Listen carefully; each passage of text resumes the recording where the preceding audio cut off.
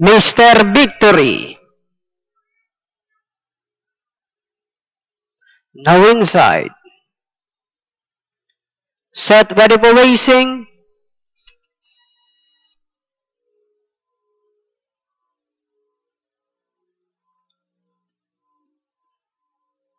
Racing just started with Dancing Flower.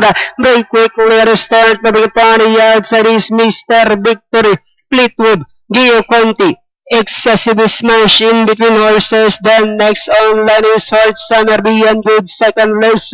While Lee Moy is the early trailer by about 20 lengths of the leader. Racing down the backstretch with Dancing Flower. A solo leader leads by about 10 lengths, and in second is Mr. Victory, and in third comes Fleetwood, then comes Gio Conti. Excessive Smash comes next, Hot Summer Beyond Good second last, while Limay is still racing in last.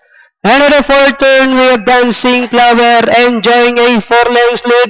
Mr. Victory now trying to get closer in second, and in third comes Fleetwood, Gio Conti, then comes Hot Summer, Excessive Smash, Beyond Good, and Limaya, and they are now entering the home stretch. Dancing Flower by only 2 lengths. Then here comes Gio Conti, a long shot. Hot Summer is starting outside.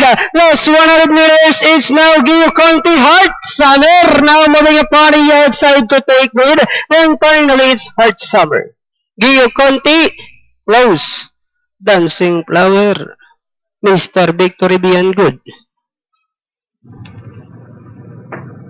Alright, number 5, Hot Summer with Kelvin Diabobo. Talagang blade na blade si Kelvin. Then masisigundo rin, dehado numero 3, Gio Conti. Then Mr. Victory close with Dancing Flower, Beyond Good. Wala rin natin.